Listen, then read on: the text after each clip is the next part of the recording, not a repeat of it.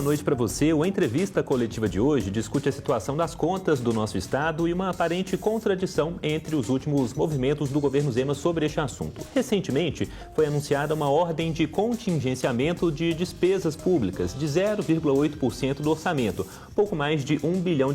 Mas, no ano passado, só para lembrar, o estado terminou no azul, segundo o próprio governo, com saldo de R$5 bilhões. Também nesta semana foi garantida recomposição salarial para servidores de 6 instituições aqui do estado, como o Ministério Público e Tribunal de Justiça. A dotação orçamentária desses órgãos vem do Estado, que já disse que para o funcionalismo estadual não tem dinheiro. Para a gente falar sobre esses e outros temas, a gente recebe aqui hoje no programa o presidente do Sindifisco, o Matias Baquir, e também a deputada estadual Andréia de Jesus, do PT. Comigo, sempre aqui no nosso programa, o nosso comentarista de política, o Orion Teixeira, e também o diretor de jornalismo da Band Minas, o Murilo Rocha. Pessoal, boa noite para todo mundo, bom programa para todos nós. Matias, eu queria começar com você. Okay. A gente trazendo aqui nessa abertura sobre esses movimentos que indicam uma certa contradição, se a gente pode falar assim. Queria ouvir sua percepção sobre isso, se de fato são contradições. É uma absoluta contradição, né? O que acontece? A gente tem uma realidade. A gente tem os números, né, balanços que o Estado é obrigado a divulgar e a gente tem acesso. E a gente percebe que o fluxo de caixa do Estado ano passado era favorável. Nós tivemos, desde 2023, né, vários discursos do próprio governador e da então secretária de Planejamento, Luísa Barreto, sim, do Luiz Cláudio. Este ano, inclusive, em início do ano 2025, o Luiz Cláudio apresenta na mídia, em geral, dizendo que, em virtude do crescimento da receita e da contenção das despesas, que o Caixa estava, que o governo estava fazendo uma boa gestão das finanças, e agora, contraditoriamente, parece que um certo bipolar, né? Aí fala agora que está insolvente. Então, assim, isso pegou todo mundo de surpresa, e a gente, do Sindifisco, nós entendemos que isso não procede, esse discurso atual do governador, até pelo que a própria fiscalização está conseguindo entregar. O ano passado, para você ter uma ideia, a administração tributária fazendária conseguiu entregar 4 bilhões acima do orçamento do Estado, 4 bilhões de receita, só receita tributária. Então, cumprimos muito bem o nosso papel. Houve um crescimento de 14% da receita tributária em 2024, comparado com 2023. Se você pega o IPCA de 4,83, você tem 9% de crescimento acima da inflação. Então, não há como o governo hoje dizer, pelo próprio discurso dele, pelos números e pelo trabalho de crescimento histórico da receita tributária, o governo dizer agora que não tem caixa, não tem suficiência de caixa. E esse discurso, na verdade, com outros objetivos, né? E aí a gente pode até pontuar, na nossa visão, quais são esses objetivos, né? Primeiro, há joga, né, para o mercado financeiro aquela ideia de que é um governo, entre aspas, austero, que é um governo que corta mesmo na carne do servidor, né? Na verdade, ele corta do servidor público, porque para ele concedeu um aumento de quase 300% recentemente. Pois bem, é um governo que não senta com o servidor, ele não atende o sindicato em questões nenhuma, desestruturou totalmente a Secretaria da Fazenda, né? Apesar dessa entrega permanente que o fisco tem conseguido gerar, ele não presta atenção, ele não capacita, ele não reestrutura a Secretaria da Fazenda o quanto precisa, né? Então, é um discurso para o mercado financeiro, para os eleitores, sei lá, para uma possível campanha daqui a 2 anos. Então, é por aí, né? Não faz uma gestão financeira do Estado, né? Cuida de outras coisas, menos de gerir o Estado. É o nosso entendimento. Deputada, eu queria que a senhora avaliasse essa questão também, essa aparente contradição, e falasse qual o motivo, na visão da senhora, que representa aí a oposição ao governo na Assembleia, qual que é o interesse do governo em falar que está sem dinheiro e, ao mesmo tempo, a gente está vendo, a Assembleia aprovou essa semana, inclusive, reajuste aí para servidores, Tribunal de Justiça, Ministério Público, Tribunal de Contas do Estado, enfim. Tem dinheiro, não tem dinheiro? E se tem dinheiro, está falando que não tem, por quê? Qual que é o objetivo disso? O governo novo não tem nada de novo, né? Esse discurso dos liberais é um discurso antigo, né? De tentar desconstruir a política, construir o Estado por dentro para justificar a venda. Mas a resposta do governador durante a quaresma, né, no sábado de aleluia, soltando um decreto com mais contingenciamento dos gastos, inclusive o orçamento que a gente aprovou na Assembleia. Não tem nada de irresponsável no orçamento que a gente aprovou. Ele quis jogar no colo do presidente Lula, que é responsável porque ele está pagando as parcelas da dívida que ele ficou o mandato inteiro passado sem pagar. Então, para mim, também tem uma motivação ideológica. É difícil discutir os gastos públicos, a postura do governador Zema no estado de Minas Gerais e o esforço que a gente tem feito para mostrar que é possível ter receita e aumentar a receita, inclusive quando a gente discute Lei Candir, discute mineração, por que a mineração continua saindo sem imposto, sem controle? Nós precisamos discutir isso, inclusive a nível federal, né? Derrubar a Lei Candir e começar a taxar a mineração no estado. Mas esse discurso não é o do governador, né? É de que não tem dinheiro, ao mesmo tempo discute que não está nos trilhos. Ele continua gastando mais do que arrecada e muitas vezes o que ele arrecadou, ele doou para empresários amigos, como no caso do perdão da dívida da Localiza. Isso é importante lembrar. Isso passou na Assembleia Legislativa, autorizar o perdão de dívida da Localiza, uma empresa gigante que aluga carro para o Estado, contratos bilionários, não paga previdência, não paga imposto, ele perdoou e agora vem dizer que as contas não batem. E, mais uma vez, né, joga no colo também dos servidores, mas aqueles servidores que ele anda desestimulando. O impacto disso, não ter concurso público. Imagina a previdência do servidor, né? Se não tem concurso público, não tem arrecadação. Isso impacta na economia local, porque o servidor público ele gasta dinheiro nas cidades. Né? Então, isso não se justifica, é importante isso. Eu não acho que há contradição. Os governos liberais têm seguido uma cartilha. Destruir o Estado por dentro e justificar a privatização. Presidente Matias, o senhor falou da questão do diálogo aqui há pouco, do Estado, do governo com os próprios servidores. Recentemente, eu vi uma campanha do Sindifisco espalhando outdoor pelo interior do Estado, em que convocava o governador para uma conversa, para um diálogo na busca de soluções para o desenvolvimento da recuperação financeira do Estado. Uma delas vem aí, que é a reforma tributária. O Estado está preparado para essa reforma tributária que já foi feita e que pode trazer novos recursos ao nosso orçamento? Orion, não. A Secretaria da Fazenda de Minas Gerais não está preparada para esse dito futuro. E que não é futuro, é uma realidade recente. Próximo, né? Você tem aí já a realidade da reforma tributária. O IBS é realidade.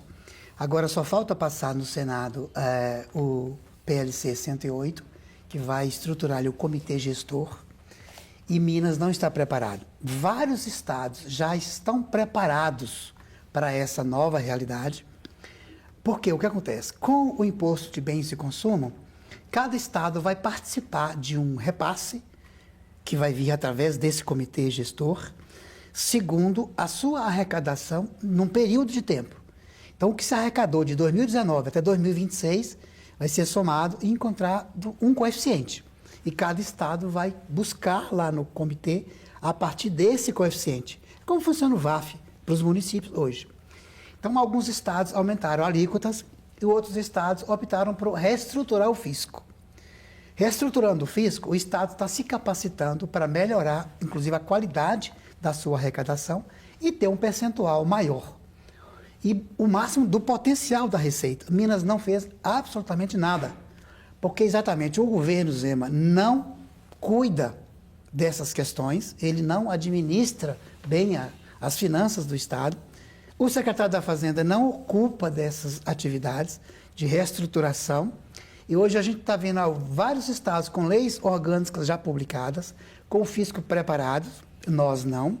E quando você chega a uma receita cujos estados melhoraram para capacitar essa arrecadação e Minas não, você tem um coeficiente bem menor daquele que você poderia ter. E o problema é sério, e muitas pessoas não entendem isso. Essa repartição é para 50 anos.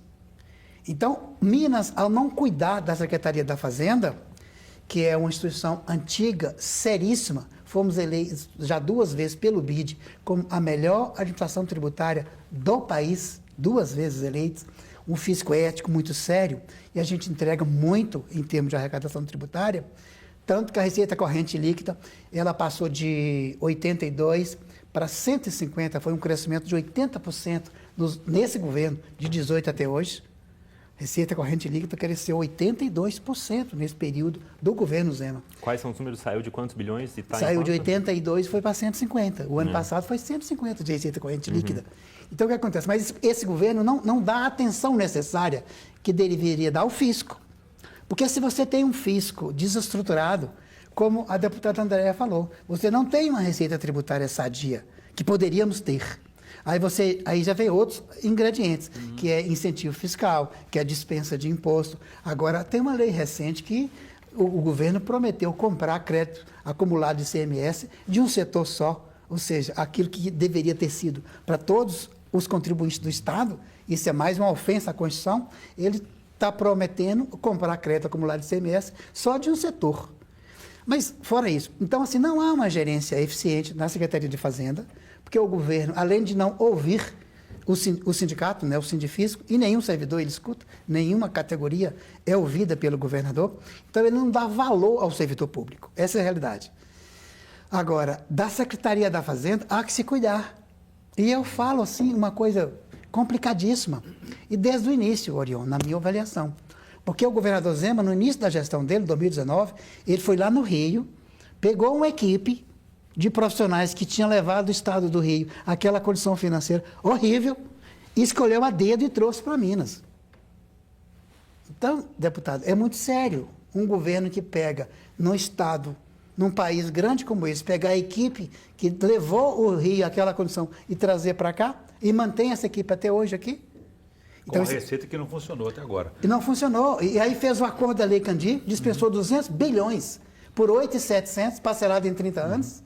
Né? A dívida do Estado hoje não é 170 bi. Nós constituímos um núcleo lá no Sindifisco, chama NEPAD, tem 1 ano.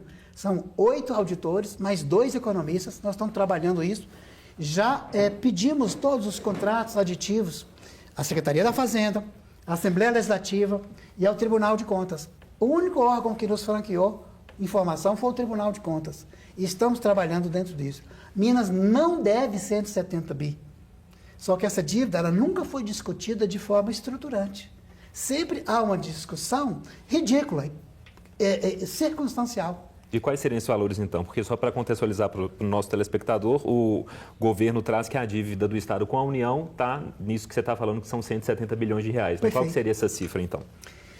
O nosso estudo, Sim. Considerando que o contrato seja real, de 1998, que eles falam que a dívida ali é parte de 14 bi, aí nós temos 2 contratos, um de 10 bi, um de 4 bi e 700, que também a auditoria pretende olhar isso, mas considerando que seja real, 14 bi. Nós pagamos 47 bi e nós não devemos 170. Nós temos números que nos levam a 15, 16 bi hoje. Agora, você imagina, o que é Minas não dever 170? Dever, no máximo, aí 16 bi. É menos de 10% que nós estamos falando. Então, o desembolso por mês de Minas não seria 400, seria 40. Você teria, então, 360 milhões para você investir. E uma gestão eficiente de finanças de Estado, o secretário tem que fazer essa discussão. No mínimo, um encontro de contas. Você tem um crédito da Lei Candir, você tem um débito que não é 170, fica na casa de 15, 16. Nós temos dados concretos, recentes disso, e até menos se usar. E você fala assim, por que tem essa diferença? É fácil de te explicar. É uma diferença muito grande. Por quê? Vou te explicar. Em 98, foi fechado um contrato. Naquele contexto, eles utilizaram o IGPDI como correção, mas 7,5% ao ano de juros. Então, a União, nesse contexto, é uma agiota. É a União fazendo um papel de mercado financeiro em cima do Estado. Aí você já feriu o princípio da colaboração, né? Até da porque federação são mesmo, entes, são entes da mesma federação. E você também entra numa seara de quê? Você está saindo de 98, onde o IGPDI não é índice de correção para esse tipo de contrato. IGPDI é para usar em contrato feito em dólar. Isso é o setor financeiro que trabalha com IGPDI. Em 99, o IPCA transformou-se, apareceu o IPCA, que é o índice que mede a inflação do brasileiro. Então, o poder de compra do brasileiro, a partir de 99, é o IPCA. Então, fica simples você compreender. Se eu usar o IPCA, a partir do momento que é ele o índice de correção, que é 99, e usar 4% de juros, cobrando juro, esse número que eu falo é IPCA, com juros. mais juro, desde 99, onde existe o IPCA, que ele nasceu ali, e o Banco Central fala, esse é o índice que se corrige para saber a inflação do Brasil. O número é na faixa de 15 bilhões que Minas deve hoje. Foi tão assim esdrúxulo a forma que trabalharam de 98 até 2013, quando foi em 2014, veio a lei complementar 148, falou não, tipo assim, é um absurdo. O que Fernando Henrique contratou lá com o mercado financeiro internacional é outro assunto, cobrar IGPDI mais 7,5 é um absurdo, vão arrumar esse negócio aqui? Aí veio o quê? IPCA mais 4. Lei complementar de 2014. Mas o IPCA mais 4 tem que ser feito desde quando o IPCA existe. E é isso que a nosso núcleo chegou à conclusão. Técnica, isenta, discussão estruturante de dívida. Se eu sou secretário da Fazenda, ou você chega na Secretaria da Fazenda, você tem um crédito de Lei Candir, você tem um débito de dívida, você vai fazer o quê? No mínimo, um encontro de contas. Fala, não é assim que se resolve essas coisas. Isso não foi feito. Aí você acumula isso. Você está agora querendo privatizar as empresas que geram dividendos. Empresário nenhum vai comprar empresa que gera prejuízo, vai? Claro. Não. Então o governo vai querer vender as empresas que geram todo ano dividendos para ele poder cumprir as obrigações que ele tem.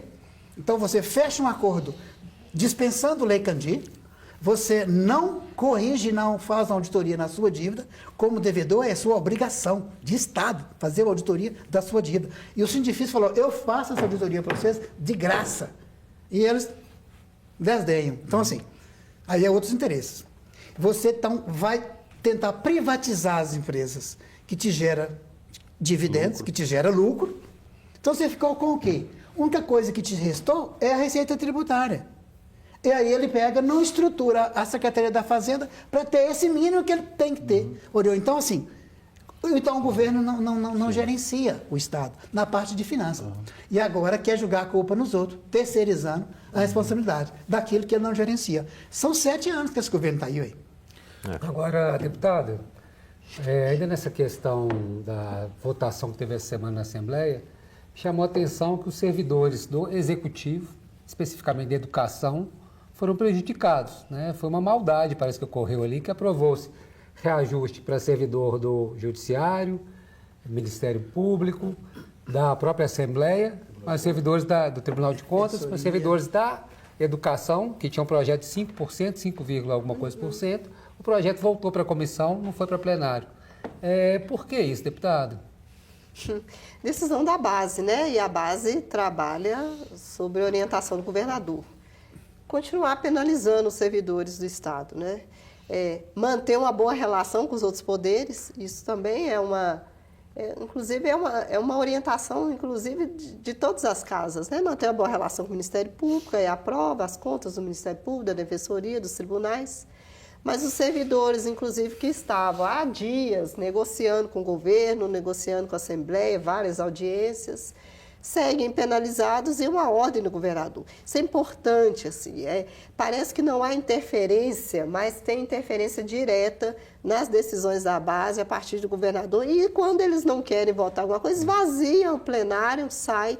Então, foi uma decisão do governador de orientar a base, para quem está assistindo, a base são os deputados que apoiam o governo. Mas, deputado, né? Apesar dessa maioria parlamentar do governo na Assembleia, a Assembleia Legislativa resistiu durante 4, 5 anos à aprovação do regime de recuperação fiscal e chegamos no que o Matias falou há pouco sobre a dívida de Minas Gerais. O regime de recuperação é um modelo mais lesivo as finanças do Estado. Tanto é que a Assembleia não acompanhou isso, não aprovou. O Zema foi ao Judiciário, conseguiu a adesão. Ao mesmo tempo, a Assembleia trabalhou de outra forma, junto com o Congresso Nacional, e aprovou o Propag, que é um outro modelo para repactuar essa dívida. Afinal de contas, esse modelo vai ser implantado, Minas vai aderir ao Propag ou não? É importante dizer assim, o presidente Lula sancionou em janeiro, né, e homologou, a lei está valendo. O que falta agora? É o governador apresentar para a Assembleia Legislativa um plano de adesão ao Propag. Tem várias saídas para reduzir, inclusive esse pagamento tão caro por mês. Por exemplo, investir um pouco mais na educação. Ele pode fazer dedução da dívida investindo. Então, assim, tem sim uma dívida muito alta. De fato, eu acompanhei a auditoria cidadã discutindo há anos, né, que precisava fazer revisão dessa dívida.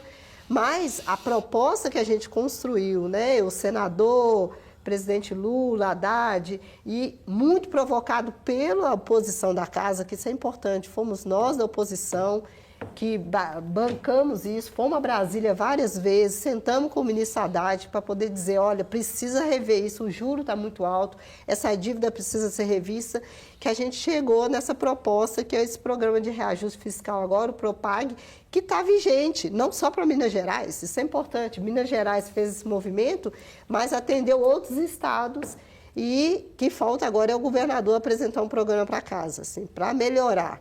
Ele pode deduzir a dívida e atender a educação, pode deduzir a dívida e atender a segurança pública. Nós estamos falando de aumentar delegacias para mulheres, aumentar a segurança pública com inteligência que precisa, aumentar. Tem cidades que a viatura ainda está sendo alimentada, gasolina, por empresas de mineração, né?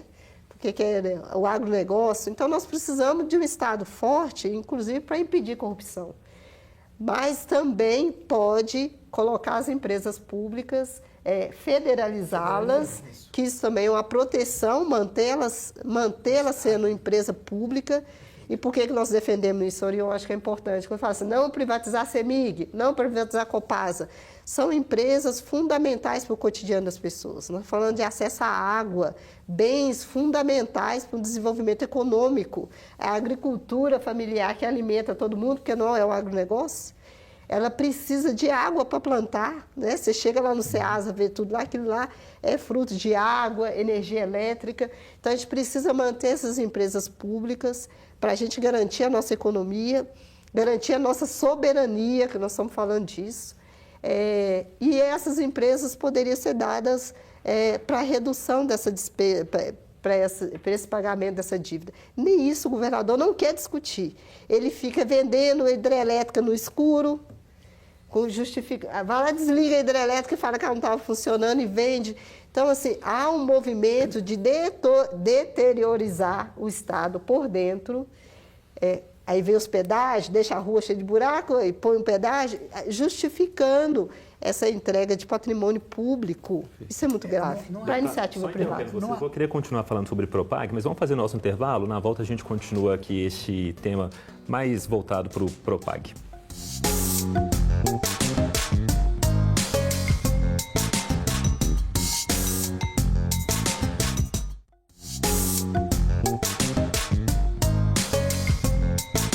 De volta com entrevista coletiva que fala sobre a situação fiscal e orçamentária de Minas Gerais. Hoje, como convidados, a gente está recebendo o presidente do Sindifisco, o Matias Baquir, e também a deputada estadual Andréa de Jesus, do PT. Pessoal, vamos continuar falando sobre a questão do Propag, que estava em debate aqui no finzinho do nosso bloco anterior.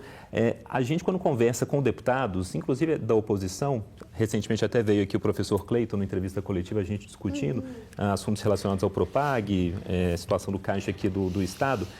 Mesmo a oposição, o deputado, eu tenho a percepção de que eles entendem o Propag como, obviamente, melhor que o regime de recuperação fiscal, mas mesmo entre a oposição, eu tenho essa percepção de que, ok, se CEMIG for federalizado, ou Copasa, talvez a Codemig, que valha mais, tudo bem, parece que está sendo colocado como um mal menor, mesmo entre os deputados que não apoiam o governador Romeu Zema. Parece não ser o caso da senhora, mas queria que a senhora trouxesse um pouco de clima da Assembleia mesmo, quando a gente fala nessa possível venda aí das estatais.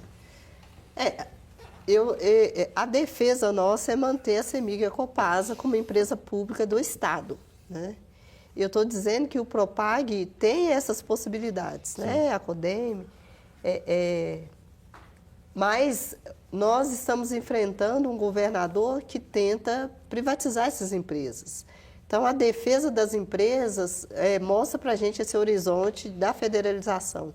Embora não é o melhor, né? O melhor é que a gente vê essa empresa nossa, investimento que entra nos cofres públicos, como o presidente científico acabou de dizer, né? Assim, a CEMIG é um investimento no Estado.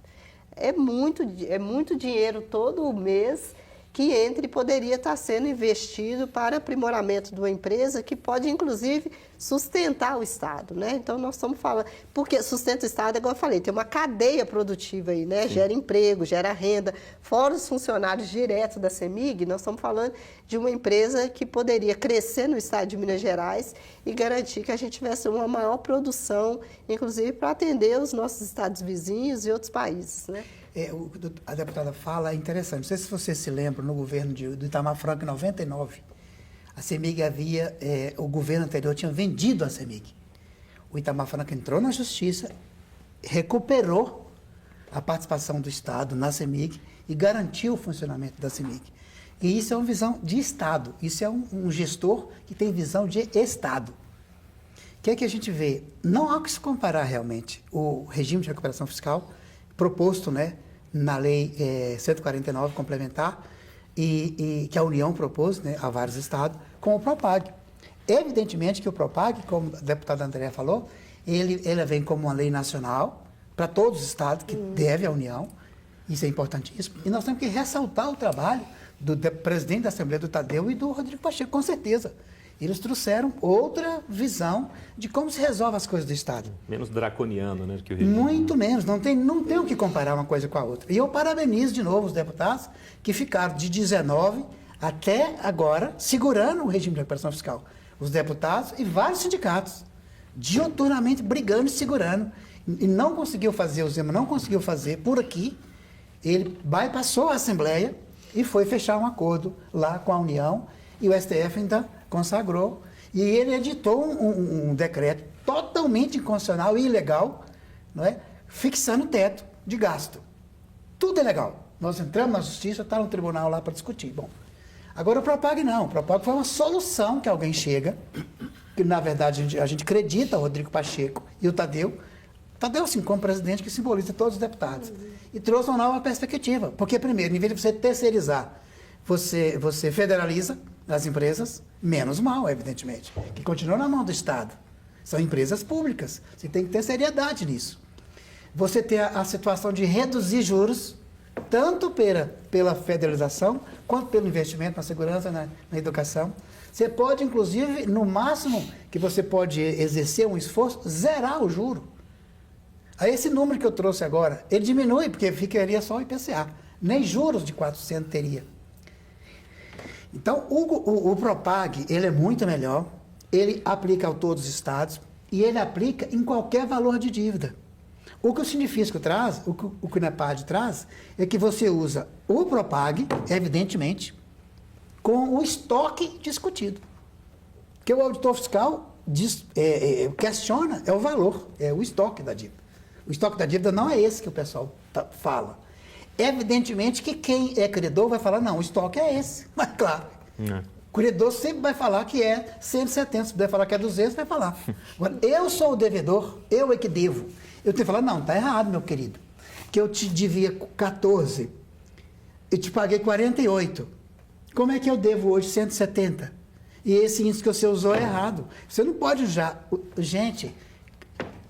Teve ano que deu 19%, teve um ano que deu 26%, Ariel. No ano. Nós estamos falando de 1/4, 26%, em cima da dívida.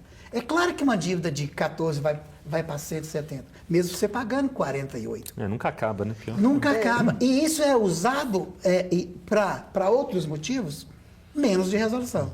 Então, em resumo, o que o Zema fez? O que ele mexeu? Um palito para ir lá ajudar o Rodrigo Pacheco e o Tadeuzinho e ir lá no governo para poder transformar em Propag.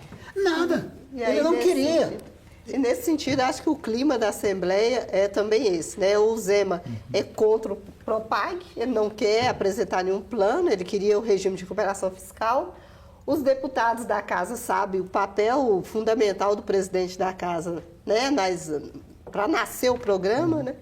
Então, como é que fica a oposição da Casa contrária ao presidente, né?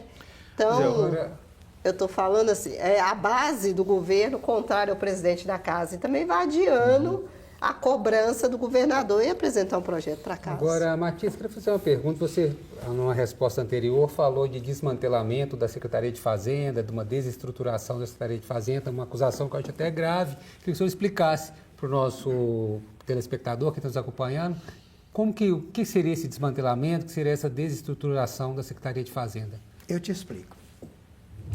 A Secretaria de Fazenda é um órgão muito técnico, né? Lá tem um corpo de servidor muito preocupado com questão de Estado, com a sociedade em si.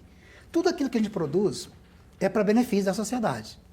É para tecnologia, é para segurança, é para educação.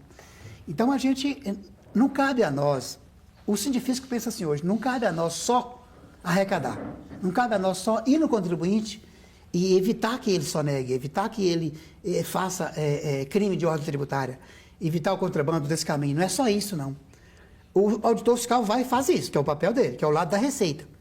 Mas o sindifisco cabe também questionar a secretaria estruturada para poder prestar o melhor serviço e que isso chegue como benefício para a sociedade. Qual que é a nossa preocupação? Já falei antes, você tem aí a reforma tributária, que nós temos que ter uma Secretaria da Fazenda forte, até para ajudar não só o Estado, mas os municípios. 853 municípios nesse Estado, vários não têm um corpo de auditor fiscal para poder exercer esse papel. Hoje nós temos bens e serviços, tudo dentro de um imposto só. Mas já tiveram no passado, os municípios já tiveram essa assistência De quê? Da Fazenda, da Secretaria de O Técnicos? VAF. Quando você produz o ICMS, 25% é do município. Então, vários municípios vivem em função de repasses, tanto do Estado quanto da União. E a Fazenda tem essa preocupação. Eu vou te falar um dado para vocês verem como que a coisa lá está desestruturada. Nós lutamos para fazer um concurso, fizemos um concurso, tivemos problema com nomeação, inclusive, nomeamos 430 auditores fiscais no final de 2023. Já perdemos 100. Nós perdemos 100 auditores fiscais de 430 que nós conseguimos recrutar e treinar. Por que e para onde? Perdemos para quem e para onde? Para os outros estados, que dão mais condição, que pagam melhor. Hoje nós somos o 26º salário do país. Somos a segunda arrecadação e o estado melhor conceituado no país em termos de administração tributária. Segunda arrecadação e segundo pior salário, então, pelo jeito. Segunda arrecadação e segundo pior salário, né? Nós Numa somos contradição o 26º do das país. 27 unidades de federações. Por falar em salário... Então não é só isso. E o auditor fiscal não está nem questionando o salário. Você vê, por incrível que pareça. É a estrutura, porque não há investimento na Secretaria da Fazenda.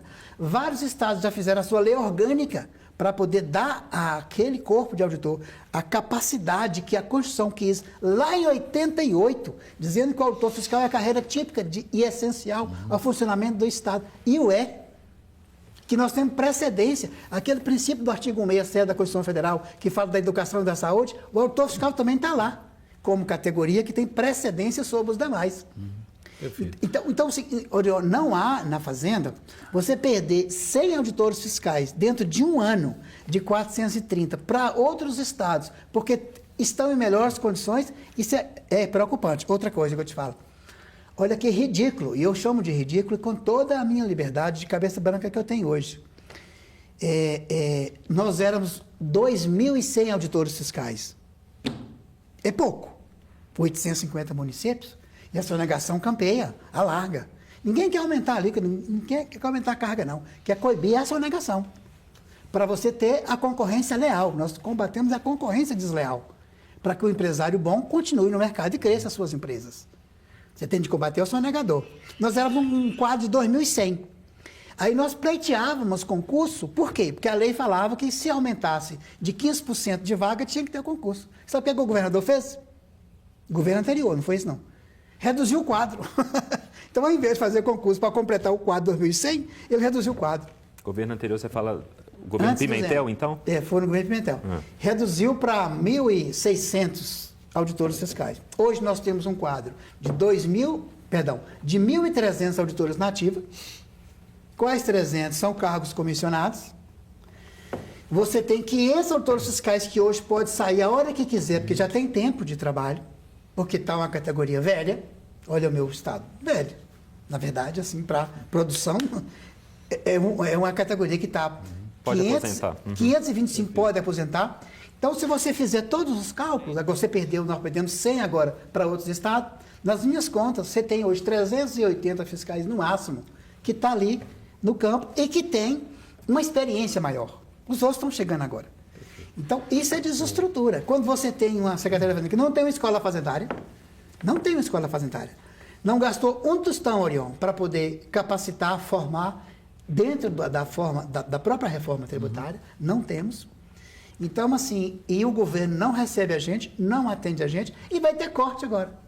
Vai ter corte. Na proposta do Zema, da CEPLAG, do próprio secretário da Fazenda, se permitir, e eu acho que Deus queira que isso não aconteça, mas o auditor fiscal corre risco de ter redução na sua remuneração. Estamos com 2 minutos aqui. Você quer fazer uma última? Temos que ser rápido agora. Deputado, é sobre essa questão de congelamento de salários, que era previsto nesse modelo do regime de recuperação fiscal, que está praticamente morto, entrando aí o Propag, que é a alternativa. Afinal, o Zema conseguiu congelar o salário ao não conceder para este ano, pelo segundo ano consecutivo, uma reposição salarial para os servidores. Já estamos nesse ambiente de congelamento de salário e se aderir ao Propag vai acabar com isso?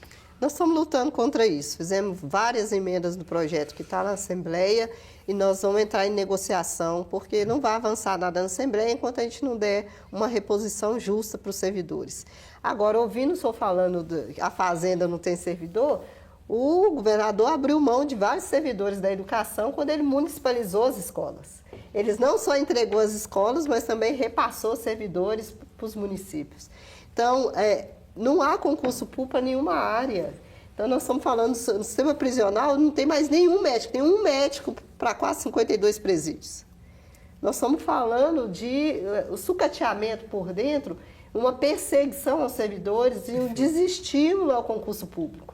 Aí nós estamos falando na área também da educação, de assistência social, de medicina. Sim. Então, há um esvaziamento do Estado proposital. E eu não defendo que isso é má gestão. Isso é um projeto liberal que não é praticado só pelo governador Zema, outros governadores, que é destruir o Estado por dentro e começa perseguindo o servidor público, desestimulando. E muitos policiais, foram mais de 500 policiais Sim. que foram expulsos da corporação sem devido processo legal. Então, tem várias irregularidades dentro do Estado Sim. que recaem sobre o servidor público e é isso, é para diminuir a prestação do serviço. Okay. Bom, a entrevista coletiva está terminando, agradecendo aqui a presença do Matias e da deputada Andréa de Jesus e, claro, sempre do Orion Teixeira e também do Murilo Rocha. E, obviamente, a você de casa. Muito obrigado por mais esse programa juntos neste final de semana. Voltamos no próximo sábado. Até!